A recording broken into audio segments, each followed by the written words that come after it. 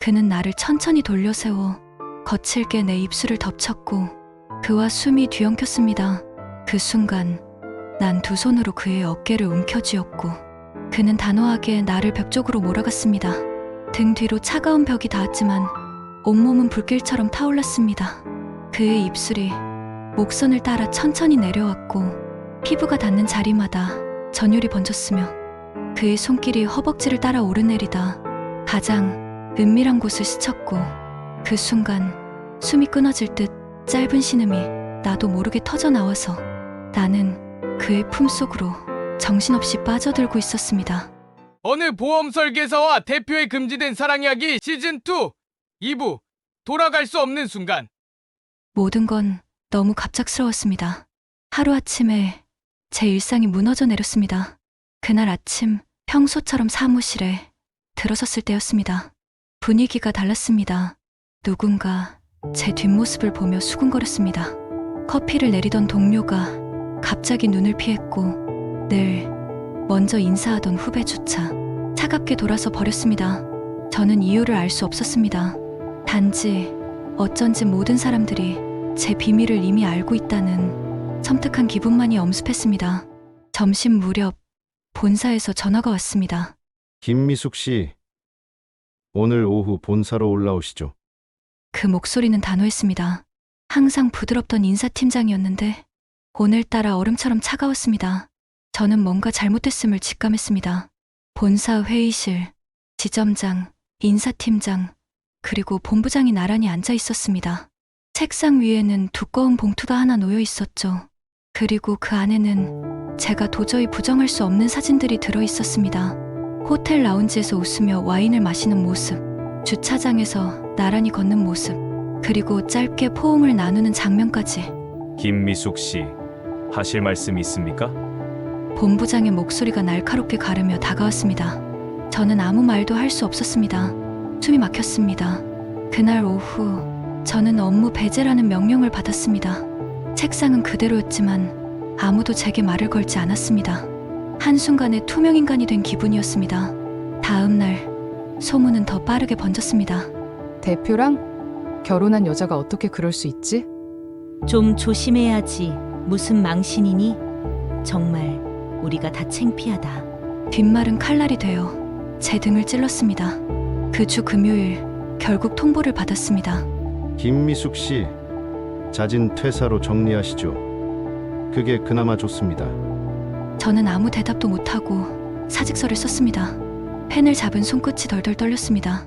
집으로 돌아가는 길, 휴대폰이 울렸습니다. 이게 다 무슨 소리냐? 이게 진짜란 말이야? 너 우리 아들한테 어떻게 그럴 수 있어? 아이고 내 아들 불쌍해서 어떡한다니? 너 속 시원히 말해봐라. 이게 다 사실이야? 전화기 너머로 날아온 건 남편의 어머니 목소리였습니다. 왜 꿀먹은 벙어리야? 에이 몹쓸 거자. 우리 아들이 어떤 아들인데 내가 감히. 욕설과 울분이 쏟아졌습니다. 저는 그대로 길가에 주저앉아 눈물을 쏟아냈습니다.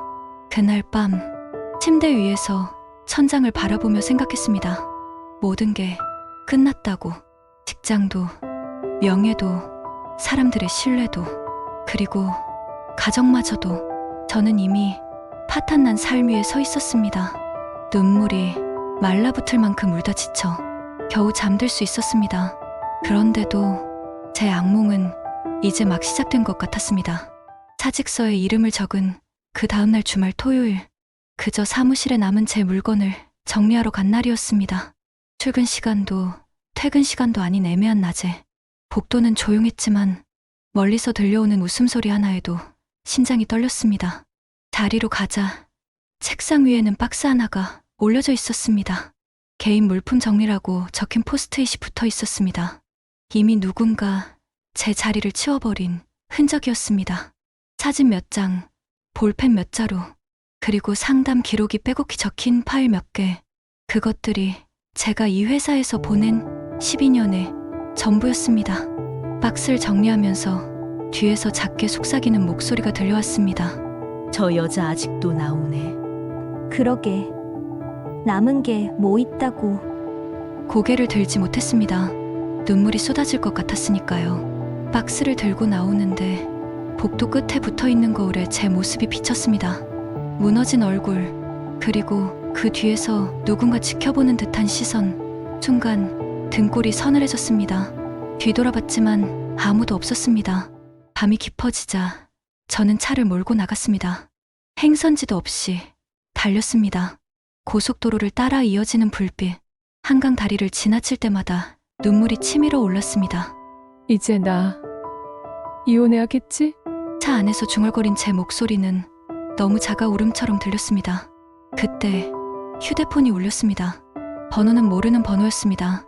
내일 저녁 7시 한강 라운지에서 뵙죠. 기다리겠습니다. 짧은 메시지, 발신자는 이름조차 남기지 않았습니다. 하지만 누구일지 알 수 있었습니다.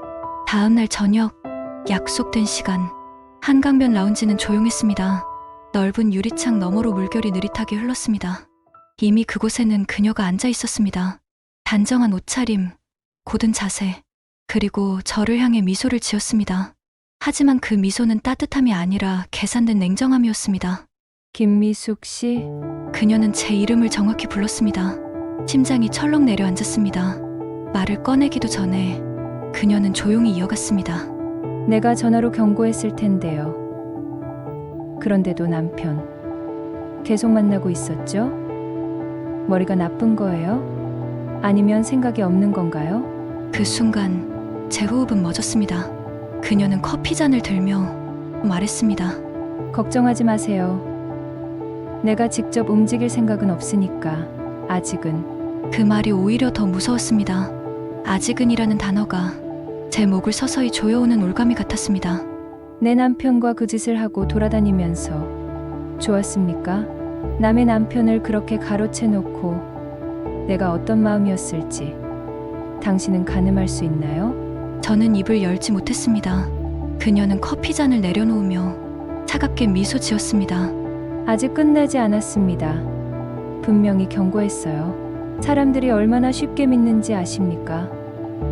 사내 게시판에 글 몇 줄 올리고 사진 몇 장만 돌려도 당신 평판 따위는 무너지는데 하루도 걸리지 않았습니다. 그럼 이 모든 일들이 당신이 꾸민 짓이라는 거네요? 이걸로 충분하지 않나요? 그리고 대표님은 제가 일부러 뺏으려 했던 것도 아니고 우연히 인연으로 만나서 좋아하게 된 것뿐입니다. 당신은 고의적으로 이런 일을 벌여서 당신의 남편을 좋아한 대가로 한 사람을 나락으로 몰아가는 게 재미있으신가요? 그녀의 눈빛은 단호했고 그 안에는 흔들림이 없었습니다. 그럼 이게 단순한 불륜쯤으로 끝날 거라 생각했나요? 아직 시작도 안 했습니다. 앞으로 얼마나 더 잃게 될지 그건 당신 하기 나름입니다. 제 손끝이 부들부들 떨렸습니다. 말을 해야 했지만 아무 말도 나오지 않았습니다. 그녀는 마지막으로 잔잔히 웃으며 속삭였습니다. 김미숙 씨, 기억하세요. 아직은 제가 직접 움직인 게 아닙니다. 아직은요. 그 말을 남기고는 그녀는 유유히 사라졌습니다. 라운지 창밖의 강물은 잔잔했지만 제 안에서는 이미 거대한 균열이 시작되고 있었습니다. 그렇게 그녀를 만나고 도착한 늦은 저녁 집 앞 아파트 주차장. 저는 잠시 눈을 감고 숨을 고르고 있었습니다. 그때 휴대폰 불빛이 켜졌습니다. 메시지 도착 알림. 대표였습니다. 얼굴을 보지 못하니 불안합니다. 잠깐이라도 시간을 내주실 수 있나요? 그 문장을 읽는 순간 저는 불안과 안도가 동시에 느껴졌습니다. 조금 전에 있었던 서유진의 경고. 저는 고개를 숙인 채 두 손으로 얼굴을 감싸주었습니다. 나는 어떻게 해야 하는 걸까? 머릿속은 끝없는 질문으로 가득했지만 손에 쥔 휴대폰만은 놓을 수 없었습니다. 그리고 결국 짧게 답했습니다. 네, 바로 갈게요. 그 순간 저는 알았습니다. 끝내야 한다는 다짐보다 그와의 만남이 더 강렬하게 나를 이끌고 있다는 것을. 그리고 그 선택이 또 다른 파멸의 시작이 될지라도 나는 그를 꼭 만나야만 했습니다. 잠시 후 나는 그가 예약해둔 호텔룸으로 올라갔습니다. 문을 열고 그를 보자마자 마음이 녹아내렸습니다. 따뜻한 미소, 익숙한 눈빛. 나는 그 앞에 서서 한동안 아무 말도 하지 못했습니다. 내 모든 걸 잃는다 해도 이 남자는 포기할 수 없을 것 같았습니다. 그는 조용히 다가와 내 허리에 손을 얹었습니다. 부드럽지만 단단한 그 손길에 나는 이미 숨이 막히는 듯 했죠. 그는 천천히 고개를 들어 나를 바라보았습니다. 눈빛이 마주쳤습니다. 거부할 수 없는 힘이 그 눈 속에 있었고, 다음 순간 그의 입술이 거칠게 내 입술을 덮쳤습니다. 숨이 뒤엉켰습니다. 내 두 손은 그의 어깨를 움켜쥐었고, 그는 단호하게 내 어깨를 눌러 벽 쪽으로 몰아갔으며, 등 뒤로 차가운 벽이 닿았지만 온몸은 불길처럼 타올랐습니다. 그의 입술이 목선을 따라 내려왔고, 피부가 닿는 자리마다 전율이 번졌습니다. 그리고 그의 손길이 허벅지를 따라 오르내리다 순간 가장 은밀한 곳을 스쳤습니다. 숨이 끊어질 듯 짧은 신음이 나도 모르게 터져 나왔습니다. 스스로를 다잡을 겨를도 없이 나는 그의 품속으로 빠져들고 있었습니다. 그는 나를 더 강하게 끌어당겼습니다. 심장이 부딪히고 뼈마디까지 서로에게 파고들 듯한 뜨거운 포옹. 그 속에서 나는 더 이상 죄책감도 두려움도 없었습니다. 오직 그만이 무의미한 일상에서 벗어날 수 있는 마지막 구원과도 같았습니다. 우리는 그렇게 또 한 번 뜨겁고 절박한 사랑으로 하나가 되었습니다. 그렇게 온몸이 전율하는 뜨거운 시간이 지나고 잠시 후 미숙 씨, 소식 들었습니다. 힘들어 하시는 것 같아 제가 미안합니다. 침대에 기대에 내 손을 살짝 잡고는 그가 낮은 목소리로 말을 꺼냈습니다. 나는 고개를 숙인 채 숨을 고르듯 말했습니다. 모든 게 무너졌어요. 회사도, 집안도, 제 자리도. 저는 이제 아무것도 아니에요. 그는 잠시 말없이 내 손등 위에 손을 얹었습니다. 그리고 차분히 말했습니다. 아닙니다. 당신은 제게 여전히 아름답고 소중한 사람입니다. 지금은 잠시 흔들리는 것뿐이에요. 저도 자세히 여러 상황을 주시하고 알아보고 있으니 좀만 더 기다려주세요. 조사가 어느 정도 윤곽이 잡히면 미숙 씨에게 모두 알려드리겠습니다. 그때까지 이거 먼저 받으세요. 그리고 지낼 곳이나 필요한 게 있으면 말씀해 주세요. 저는 미숙 씨 곁에 끝까지 있겠습니다. 그는 내게 현금이 들어있는 봉투와 카드를 건넸고, 그의 행동과 그 한마디에 눈물이 흘러내렸습니다. 그리고 나는 그의 손을 꼭 잡았습니다. 그 순간만큼은 모든 불안과 공포가 사라지는 듯했습니다. 하지만 라운지를 빠져나오던 길, 어딘가 낯익은 그림자가 스쳐 지나갔습니다. 그림자는 곧 사라졌지만 누구였을까? 단지 기분 탓이었을까? 아니면 정말 누군가 보고 있었던 걸까? 대표는 다정히 내 어깨에 코트를 걸쳐주었습니다. 나는 미소 지었지만 가슴속 깊은 곳에서 묘한 기분이 스며들고 있었습니다. 집으로 돌아왔을 때 집안은 너무 조용했습니다. 낮에 사무실에서 들었던 뒷담화, 라운지에서 대표의 아내 서유진이 남겼던 서늘한 말들, 모든 게 귓속에 쌓여서 무겁게 내려앉았습니다. 저는 더 이상 제 삶을 움직일 힘도 그럴 여력도 없었습니다. 이렇게 순식간에 모든 걸 잃게 될 줄은 몰랐습니다. 그리고 그것이 그 사람을 좋아했고 설레었던 순간들의 대가라면 받아들이겠습니다. 하지만 마음 한편에서는 도무지 설명할 수 없는 섬뜩한 기운이 스며들었습니다. 너무 갑작스럽게, 너무 치밀하게. 이건 단순히 소문이 퍼지고 사람들이 떠드는 차원의 문제가 아니었습니다. 저는 이제 알았습니다. 서유진, 그녀가 오랜 시간 동안 의도적으로 나를 무너뜨리려 했다는 것을, 그리고 이제 그 사실을 분명히 받아들여야 한다는 것도 알았습니다. 차분하고 차가운 얼굴로 내 앞에 서 있던 그녀는 마치 모든 것을 당연하게 여기는 듯 불륜에 대한 처분을 내리고 있었습니다. 그리고 저는 그 처분을 받아들이는 수밖에 없었습니다. 거실 불빛이 창문에 비쳤을 때 저는 문득 등 뒤에서 누군가 바라보고 있는 듯한 싸늘한 시선을 느꼈습니다. 천천히 고개를 돌렸지만 아무도 없었습니다. 그런데도 그 느낌은 사라지지 않았습니다. 아침에 눈을 떴을 때 휴대폰은 여전히 고요했습니다. 메신저도 부재중 통화도 아무 흔적이 없었습니다. 회사에서는 이미 제 책상을 정리해버렸고 고객들은 상담을 취소했습니다. 친구들조차 하나둘 연락을 끊었습니다. 그런 일이 며칠째 계속되자 나는 세상에서 완전히 지워지는 기분이었습니다. 그러던 저녁, 휴대폰이 갑자기 울렸습니다. 선영 언니, 오랜만에 연락이었습니다. 망설임 끝에 전화를 받았고 언니의 목소리는 놀라울 만큼 차분했습니다. 미수가 소문 다 들었다. 회사에서도 잘리고 집안 어른들도 다 알았다며? 야, 미치겠다. 진짜 아주 그냥 지랄 났구나. 미수가, 그래서 잘 지내니? 네, 언니. 근데 다들 왜 이러는지 모르겠어요. 한참을 망설이던 언니는 뜻밖의 이야기를 꺼냈습니다. 너희 남편 대학 시절에 알았던 사람이 있어. 이런 얘기 해도 되나 모르겠지만 같은 과에서 꽤 유명했었지. 대표 아내. 지금 그 여자 말이야. 숨이 멎는 것 같았습니다. 언니, 무슨 소리예요? 제 목소리는 떨렸습니다. 선영 언니는 조심스럽게 말을 이어갔습니다. 예전에도 둘이 가까웠어. 다들 다 알았던 일이야. 솔직히 내가 네 남편이랑 결혼한다고 했을 때 놀랬다? 말려야 하나? 설마 알고 있겠지 했는데 미수가 너 몰랐구나? 그 말은 날카로운 비난처럼 가슴을 후벼 팠습니다. 나중에 만나기로 하고 전화를 끊고 난 뒤 저는 손에 핏기가 가신 듯 차갑게 굳어 있었습니다. 방금 들은 그 말들이 머릿속에서 메아리 쳤습니다. 내 남편과 대표 아내가 오래전부터 알았던 사이였다니. 남편의 기분 나쁜 그 웃음. 하지만 저는 조금은 이제 알 수 있을 것 같았습니다. 며칠 뒤 카페 구석에서 선영 언니는 팔짱을 낀 채 앉아 있었습니다. 나를 보자마자 혀를 차며 말했습니다. 살다 이런 일은 나도 처음 들어본다. 아무리 바람이 났어도 어떻게 이렇게까지 매장을 당하냐. 그래서 내가 좀 알아봤지. 내가 만난다던 그 사람, 그 회사 대표라 했지. 나는 무심결에 언니를 올려다봤습니다. 그 눈빛은 이미 모든 걸 알고 있는 듯했습니다. 그때 내 남편, 내가 대학 시절에 같은 과니까 봤잖아. 그때 당시 2학년 때였나?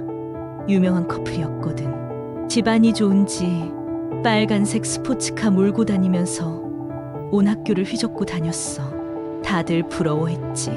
근데 그 커플이 네 남편하고 그 서유진이야. 심장이 쿵 내려앉았습니다.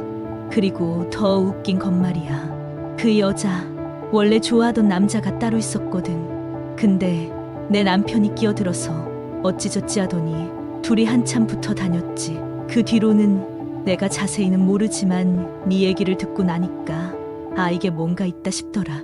언니는 커피잔을 내려놓으며 낮게 덧붙였습니다. 미수가, 너 정신 단단히 차려야 돼. 나는 아무 대답도 하지 못한 채 손끝만 떨리며 테이블을 움켜쥐었습니다. 머릿속이 새하얗게 비어버렸습니다. 선영 언니와 만난 뒤 집으로 돌아오자마자 나는 조용히 거실로 가서 남편의 책장 한쪽에 꽂힌 오래된 앨범을 꺼내 들었습니다. 손이 떨리며 페이지를 넘기는데 어디선가 본 듯한 옅은 미소가 눈에 들어왔습니다. 그 속엔 젊은 시절의 남편과 그리고 그 곁에서 다정하게 웃고 있는 서유진의 얼굴이 있었습니다. 나는 앨범을 손에서 놓칠 뻔했습니다. 숨이 막히고 눈앞이 흔들렸습니다. 남편과 서유진 둘이 나란히 앉아 다정하게 웃고 있는 사진. 나는 더 이상 견딜 수 없었습니다. 남편이 집에 들어오자마자 나는 곧장 물었습니다. 당신, 서유진, 알고 있지? 남편은 잠시 멈칫하더니 무표정한 얼굴로 나를 바라봤습니다. 대학교 때 같이 찍은 사진을 봤어. 도대체 뭐야? 왜 내게 아무 말도 하지 않았어? 내 목소리는 떨렸습니다. 남편은 소파에 가방을 내려놓고 한숨을 내쉬었습니다. 언제부터였어? 내가 당신 곁에서 아무것도 모른 채 살고 있을 때 당신은 이미 다 알고 있었던 거야? 대표 아내가 서유진이라는 것도? 그제서야 남편이 대답했습니다. 미수가, 내가 뭘 몰라서 그래. 그 말은 다정함이 아니라 차가운 벽 같았습니다. 나는 더 크게 소리쳤습니다. 무슨 소리야? 서유진이 누군데? 당신은 왜 아무 말도 안 해? 나 지금 무너지고 있는 거 안 보여? 남편의 표정이 굳어졌습니다. 잠시 침묵이 흐른 뒤 그가 마침내 말을 이었습니다. 잘못한 건 나 아니잖아. 이 집을 지옥으로 만든 건 너잖아. 배신한 건 너잖아. 나는 숨이 막혔습니다. 그 한마디가 내 가슴을 정조준에 내려찍는 것 같았습니다. 남편은 내 시선을 피하지 않은 채 말을 이어갔습니다. 내가 멀쩡해 보이니?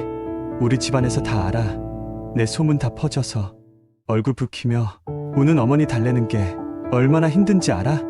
그거 내가 다 감당한 거야. 친척들한테 전화 오고 욕을 먹고 그 모욕을 내가 다 삼킨 거라고. 나는 주저앉을 뻔했습니다. 남편은 무표정 속에 억눌린 분노를 드러내며 차갑게 덧붙였습니다. 누구한테 무슨 얘기를 듣고 온 건지는 몰라도 나랑 아무 관계 없어. 서유진하고 나는 아무 상관없다고. 그리고는 시선을 거두며 짧게 말했습니다. 피곤하다. 그만 얘기하자. 문이 닫히고 거실에 홀로 남겨진 나는 그제서야 무릎이 풀려 소파에 주저앉았습니다.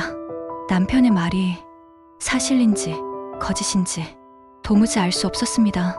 그러나 한 가지는 분명했습니다. 그의 얼굴엔 여전히 설명할 수 없는 웃음이 남아 있었다는 것을요.